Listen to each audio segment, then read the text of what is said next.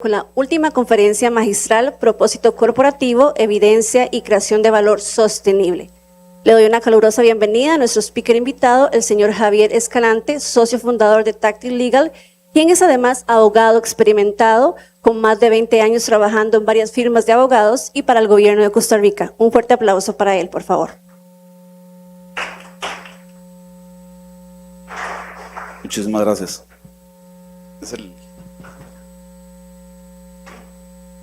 Muchísimas gracias. Perfecto. Muchísimas gracias. Bueno, primero que nada, en el buzón de sugerencias, pedirle a los organizadores que no me pongan después de tantos pesos pesados, porque es una ingratitud. Eso no se hace.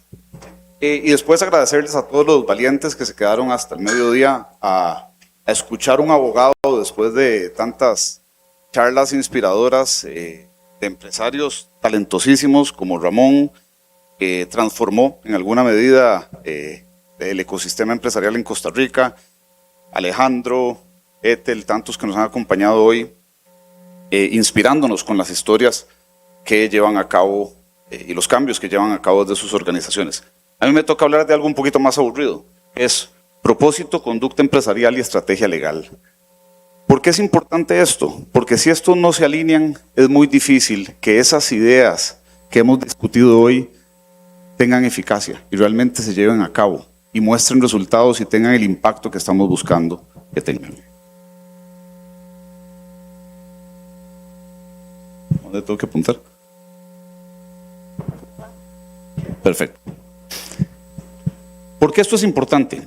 Porque debemos diseñar, cuando pensamos en estas cosas, la realidad de lo que es la sostenibilidad corporativa. Es decir, cuando pensamos en estas ideas, cuando queremos tener impacto desde nuestras organizaciones, en la sociedad en la que convivimos, tenemos que diseñar algo para que efectivamente eso tenga el resultado que buscamos.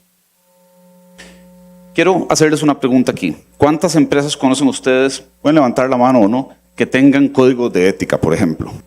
Estoy seguro que muchos conocen empresas que tengan códigos de ética.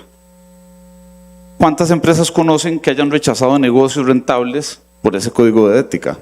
Estoy seguro que si planteamos la pregunta al revés, muchos conocen empresas que han roto su código de ética o lo han violado o se lo han saltado con garrocha porque hay un negocio interesante y se inventan un discurso ahí para decir que todavía están alineados con el código de ético cuando realmente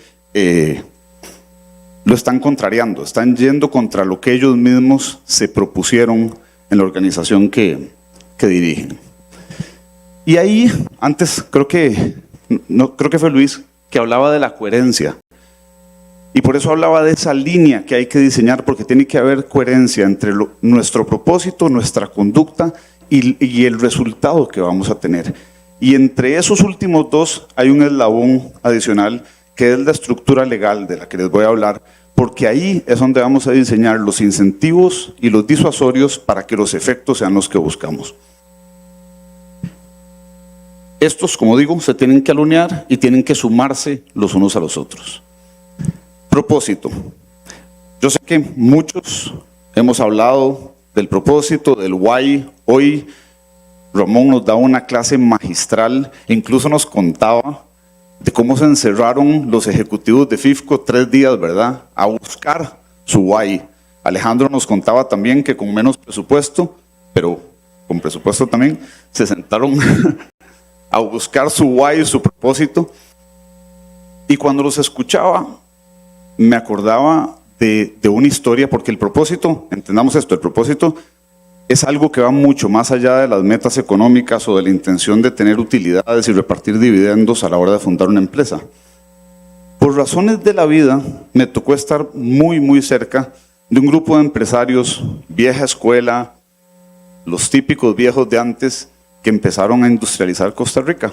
Me tocó estar muy de cerca del grupo que fundó la Industria Nacional de Cemento. No sé si ustedes saben, Holcim, lo que es hoy Holcim, era la Industria Nacional de Cemento en Costa Rica.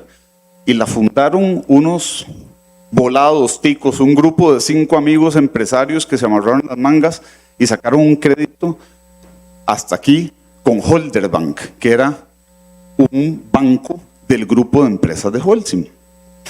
Y un día hablando con ellos, ya retirados, viejos, con 3 de ellos, les preguntamos unos amigos y yo, que los estábamos entrevistando para una cosa de la U, ¿por qué fundaron ustedes Holcim? Muchos pensaríamos, para hacer plata, porque vieron una oportunidad. Y la respuesta al unísono fue, porque sin una empresa que incentivara la construcción, la infraestructura, Costa Rica no se desarrollaba.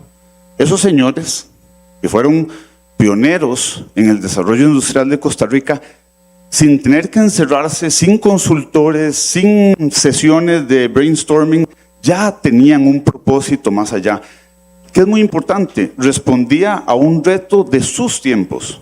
Tal vez no había tanta conciencia como hay hoy en día de la inclusión, de la sostenibilidad, de otras metas que podemos ponernos, pero iba más allá de la simple búsqueda de la utilidad y de los beneficios económicos.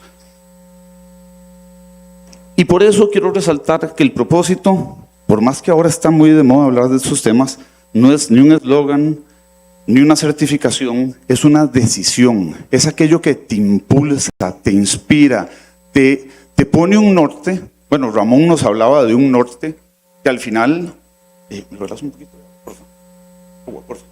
Que al final termina siendo ese derrotero, esa estrella que todos tenemos que seguir y tenemos que buscar alinear. Gracias.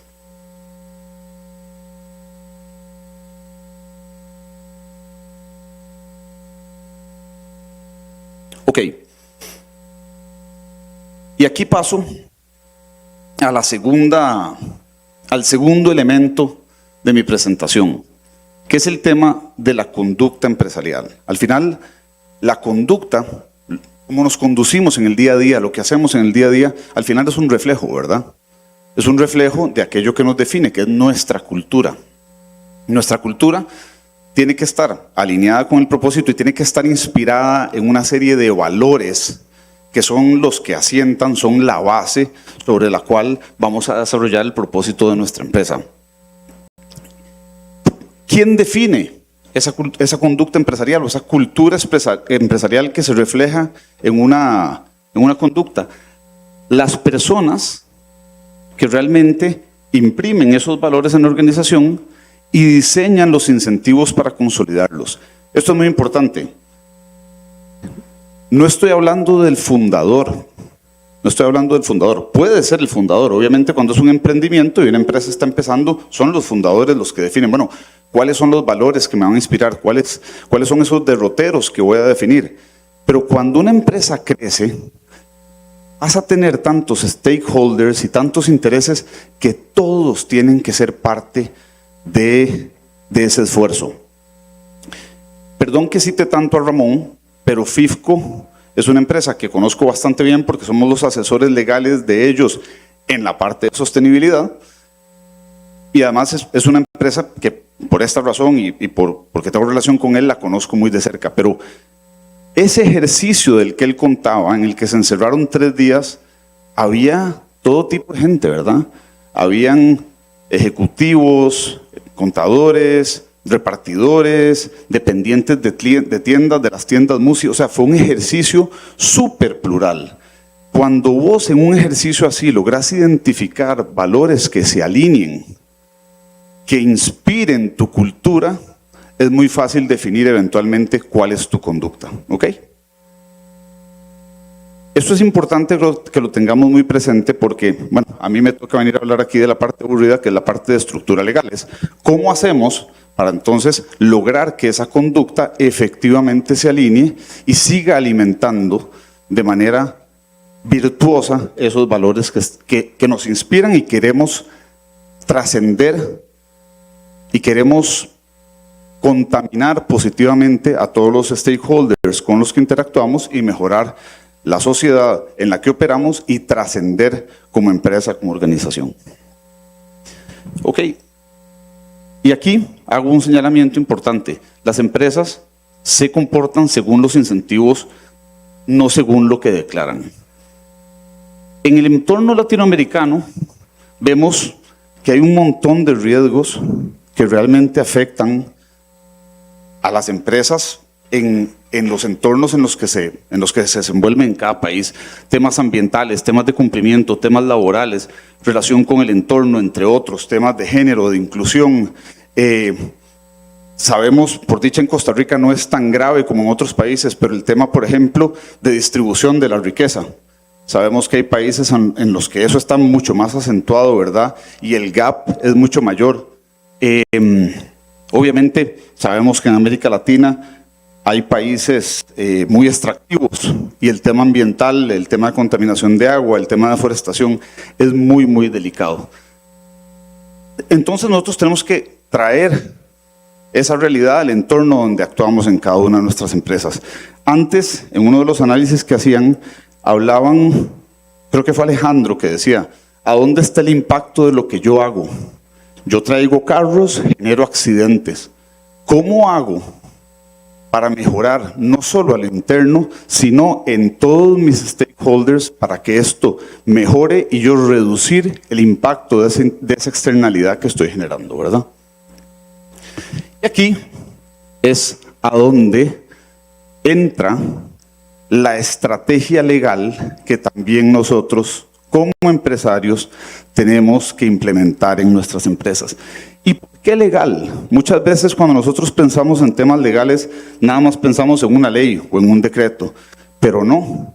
Acordémonos que cuando hablamos de estructura legal que opera en una empresa, no es solo las leyes que nos definen, las regulaciones que nos ponen, sino además las políticas que nosotros mismos definimos, ¿ok? Las directrices internas que tenemos, los incentivos o disuasorios que incluimos en los contratos que tenemos con nuestros empleados, con nuestros proveedores, o por ejemplo, los que las empresas financieras llevan a cabo con sus clientes, que al final los pueden inducir a tomar ciertas acciones o definir ciertas conductas, y ahí es donde se pueden tener impactos en cadena que logren los objetivos que nosotros, al definir nuestro propósito, establecimos para nuestras organizaciones. Entonces, con esto lo que quiero decir es que el derecho, perdón, me voy a correr para allá, no solo protege a la organización, no es solo un mecanismo de defensa, sino que diseña organizaciones viables y con propósito. Y aquí voy a entrar en la parte más aburrida de la exposición. Les voy a hablar de Law and Economics. Law and Economics, tal vez mucha gente no conoce esta disciplina, pero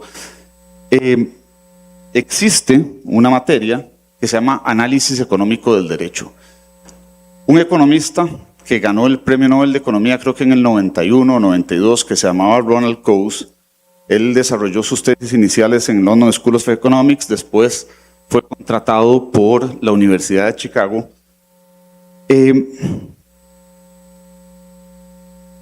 Desarrolla un análisis en el cual integra el derecho con la economía. Todos pensamos en economía y pensamos las finanzas, cómo va el tipo de cambio, cómo está el empleo, cómo están las tasas de interés, pero realmente la economía es una disciplina que analiza la conducta humana. Realmente la economía analiza si nos suben los precios de de un producto, cómo nos comportamos hacia ese producto. ¿Lo compramos lo seguimos comprando porque es muy inelástico o nos pasamos a otro producto porque es muy elástico? Y él lo que hace es presentar al derecho como una externalidad en la economía que genera incentivos y disuasorios y de alguna manera u otra puede impactar, afectar, alterar la conducta de las personas. Un ejemplo, una multa. Eso es una norma, una multa es una creación humana. Una multa, a ustedes dicen que vas a ir muy rápido manejando y un buen día te duplican la multa por manejar rápido, posiblemente genera una conciencia y empezás a bajar la velocidad. No sé si se acuerdan hace un tiempo que empezaron a poner cámaras para medir la velocidad y todo el mundo andaba con mucho cuidado en ciertas zonas. Bueno, eso es un efecto de una ley impactando la conducta humana, porque al final hay un efecto en la decisión que toma la persona de decir, no, yo no quiero tener que pagar esa externalidad, que es una multa, mejor reduzco la velocidad, altero o modifico mi conducta. ¿Por qué traigo esto a la mesa? Porque el derecho, a través de las 1000 presentaciones, los 1000 colores, tamaños y sabores que puede tener, como les digo, a través de políticas internas, a través de reglamentos, a través de los contratos que diseñamos, puede generar un cambio que nos ayude a convertirnos en empresas con mayor impacto en nuestro propósito de sostenibilidad que tengamos. Los que están aquí desde temprano posiblemente oyeron, vuelvo a Ramón decir que él le cambió el esquema de compensación a sus ejecutivos para alinearlo con sus metas de sostenibilidad. Bueno, eso es una decisión legal. Él rediseñó los contratos laborales con esos ejecutivos para modificar su conducta y adaptarla y alinearla con ciertos propósitos mayores que lograran que las metas que como grupo se habían puesto fueran en la dirección correcta. Y así fue como lograron tener el impacto que lograron tener. Y además lo multiplicaron, y creo que Ete le hacía referencia ahora a eso también, con el tema de los proveedores. A los proveedores empezaron a obligarlos a través de los contratos comerciales que firmaban con ellos a que tuvieran ciertas métricas de sostenibilidad que ellos habían definido como prioritarias para así tener más impacto en las métricas de sostenibilidad que habían definido. Claro, eran FIFCO, ¿verdad? Yo con mi bufete de este tamaño no podría hacerlo, ellos con el músculo que tenían y con las cuentas que manejan, sí tenían ese músculo, pero estoy seguro que aquí hay muchos que estarán a esos niveles o cerca de esos niveles o en juntas directivas de empresas de esos niveles que pueden llevar ese mensaje y buscar tener ese tipo de impacto. Tenemos incluso gente de nuestra policía, a la cual les agradecemos por cuidarnos y tenernos siempre presentes, que son organizaciones enormes, con un montón de gente, que tal vez empujar un dominó pueda generar un efecto súper poderoso abajo, vamos así, cadena abajo en una línea de valor agregado con todos los stakeholders con los que tienen relación. Cuando nosotros decidimos conscientemente cambiar la estructura legal interna de nuestra empresa para buscar un objetivo específico, tenemos que hacerlo técnicamente. ¿Cuántos hemos oído hablar de leyes chayote? Leyes que no tienen ningún efecto. ¿Cuántos hemos visto en nuestras empresas o en organizaciones políticas que son, perdón por la expresión, un plato de babas? Como dicen popularmente, no tienen ningún efecto, son declaraciones. Son declaraciones. Si nosotros no metemos en esas normas, como dicen, músculos o dientes, no van a tener los efectos que buscamos. Si nosotros, por ejemplo, diseñamos una política de contratación, creo que Ivani hablaba ahora de sus procesos de contratación antes de que pasara el Código Procesal Laboral, que tengan métricas de inclusión, de mejoramiento de capacidades de las personas que vamos a traer a nuestra empresa, y no se mide a la persona de recursos humanos con base en lo que estamos estableciendo en esas políticas, no se va a tener el efecto, no se va a tener el impacto que buscamos. Entonces, por eso es que la estrategia legal, en el marco legal en el que existimos, es importante. Y es importante que esos instrumentos que vamos a diseñar tengan estos dos puntos: incentivos y disuasorios alineados con nuestro propósito, con los valores que estamos promoviendo y con la cultura que queremos desarrollar. Porque acordémonos de lo que les dije antes. Si nosotros definimos una cultura y definimos instrumentos para disuadir o incentivar una conducta en esa dirección, lo que estamos es reflejando esa conducta y esos valores, que eventualmente va a tener un impacto en las metas y en los propósitos de sostenibilidad, de crecimiento y de trascendencia, que creo que todos queremos que nuestras empresas crezcan. Porque yo estoy seguro que aquí ninguno quiere que nuestra empresa o nuestra organización muera con nosotros, ¿verdad? Es interesante. Hablábamos ahora, me parece que fue Luis o Alejandro, que hablaban de estrategias a largo plazo. ¿Qué es largo plazo? Que trasciendan, que sigan. FIFCO tiene 100 años, Purdy debe tener, no sé, 70. Ahora yo hablaba de la Industria Nacional de Cemento, que ya no es Industria Nacional de Cemento, ahora es Holcim, pero debe tener 80, 70 años. Bueno, ¿por qué no 200? Que sigan, que trasciendan, evolucionando, adaptándose, pero con estos 3 elementos debidamente alineados. Porque si no lo hacen, van a tener un efecto negativo en la sociedad en la que operan. Y si tiene un efecto negativo en la sociedad en la que operan, ahí es donde eventualmente colapsan. Aquí un resumen más o menos del tema de alineamiento del que he venido hablando: propósito, conducta y estrategia legal. Eso es básicamente lo que acabo de exponer en resumido. Y aquello que dice allá es muy importante, porque el valor que produce, digamos así, el propósito define, la conducta ejecuta y refleja esa cultura, la estrategia legal es la que de alguna manera canaliza o diseña cómo la vamos a llevar a cabo o cómo vamos a incentivarla o a incentivar ciertas conductas o a disuadir ciertas conductas, pero al final lo importante es lo que refleja, que es el valor que produce. Cuando esto falla, fatal.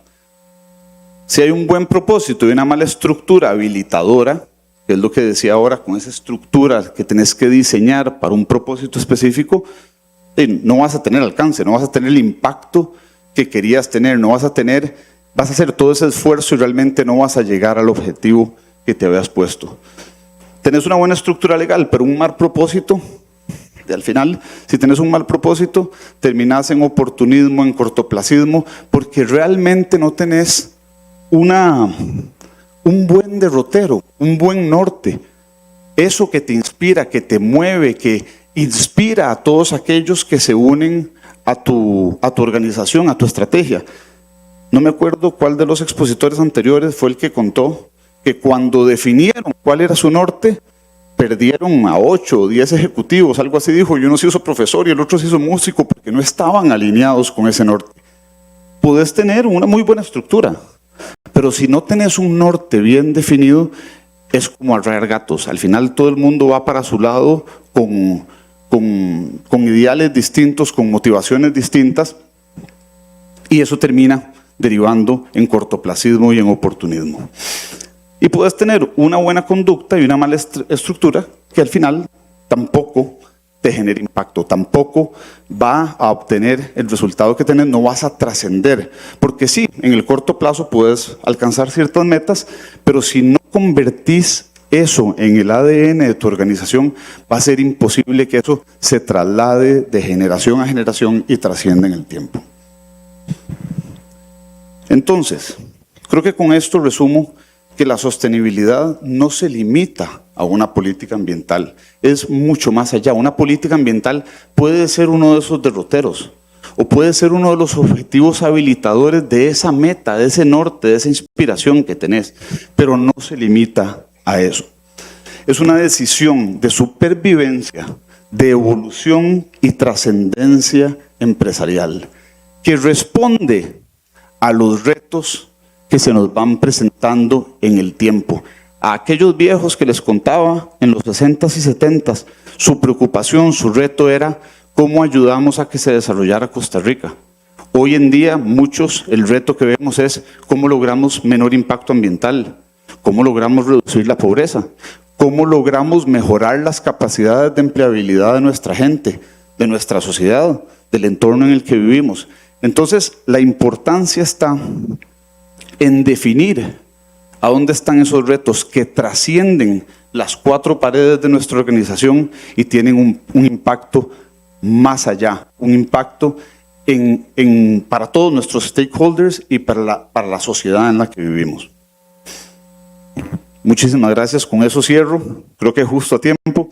Esa es la información de mi firma, pero no es tan importante. Muy buen día y muchas gracias.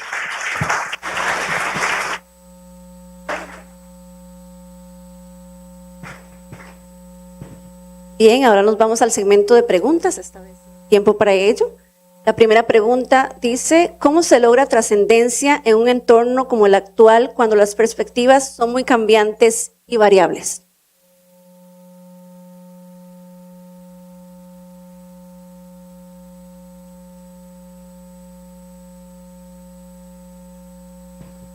Gracias. Yo creo que es una pregunta súper complicada porque efectivamente vivimos en un mundo de moving targets, ¿verdad? Todo cambia todos los días. No sé, hoy la prioridad es una, mañana es otra, pero yo creo que si definís muy bien tus valores, eso puede trascender en el tiempo. Me explico. Si vos tenés una columna vertebral muy clara de dónde están tus valores como organización, eso te va a dar los elementos correctos para responder adecuadamente, con coherencia, independientemente del reto inmediato que se te esté presentando. Y aquí es muy importante lo que les decía antes de una estrategia legal preventiva y no reactiva también. En esa estructura legal que tenemos que diseñar para la conducción de nuestra empresa, tiene que preverse, cómo se van a hacer esos ajustes que no desalineen nuestro core, que no desalineen nuestros valores, esa columna vertebral de la que les hablo. Porque si tenemos una estrategia legal meramente reactiva y defensiva, eso hace muy compleja la conducción de una empresa en tiempos retadores como los que tenemos hoy en día. La segunda pregunta, como empresario ejecutivo, ¿cuáles han sido las decisiones fundamentales que le han ayudado a clarificar su estrategia empresarial y propósito de vida? Vean, yo trabajé para el gobierno un tiempo, volví a la práctica del derecho en el 2012 y en el 2017 fundé mi propia firma. Y yo quería que esa firma fuera una firma, éramos 4 abogados, no era una firma, ¿no? Era un emprendimiento legal micro, pero aún así agarré una plata y dije, yo quiero que esto tenga una estructura como la que les estoy presentando hoy en día. Y en aquel momento no es un anuncio para él, pero contraté a don Roberto Artavia como consultor. Don Roberto es seguro algunos lo conocen, es el exrector de INCAE, tiene una empresa de consultoría, ahora es más famoso porque es el presidente de Saprissa. Pero el señor tiene una empresa consultora y nos diseñó una estrategia en la que a esos 4 abogados que conformábamos la firma hoy en día, en el 2017, nos sentó y nos dijo, bueno, esto es lo que ustedes quieren. Desde el día 1, la inspiración era no solo ejercer el derecho de manera excelente, sino que esa excelencia obviamente nos generara beneficios económicos, pero tener un impacto positivo en la sociedad, tener un impacto positivo en la práctica del derecho en Costa Rica, entrarle a áreas nuevas del derecho que en ese momento no estaban muy desarrolladas. Y en ese momento él nos hizo una estrategia con diferentes objetivos habilitadores y bueno, aquello que en aquel momento organizamos en unos foros 4 abogados, hoy en día es lo que inspira a los 60 abogados que operamos en Centroamérica. Tenemos 3 oficinas aquí en Costa Rica, una en Honduras, una en El Salvador y una en Guatemala. Somos 60 abogados, casi 110 personas en total el equipo. Y esa semilla que sembramos en esos ejercicios es la que ha ido creciendo y es la que hoy nos sigue inspirando realmente. Y en ese ejercicio salieron un par de cosas interesantes que al final terminaron dando réditos económicos. Una de ellas fue el desarrollo de un semillero que era un departamento de derecho ambiental. Y hoy en día tenemos, yo diría, una de las prácticas más consolidadas en la firma es la práctica de Derecho Ambiental y Sostenibilidad, que la dirige una abogada genial que se llama Fernanda Jiménez y ha dado resultados increíbles. Entonces, tal vez creo que con eso respondo, pero además inspiro de alguna manera o los invito a que traten ese tipo de ejercicios, porque al menos en nuestro caso sí ha tenido no solo un efecto transformador, sino incluso un efecto económico en la firma. Muchísimas gracias, don Javier, por sus invaluables aportes. Le despedimos con... Gracias por habernos acompañado en el Summit Futuro Sostenible, que fue organizado por ULACIT y la Alianza Empresarial para el Desarrollo. Síganos en redes sociales como ULACIT. Hasta la próxima edición.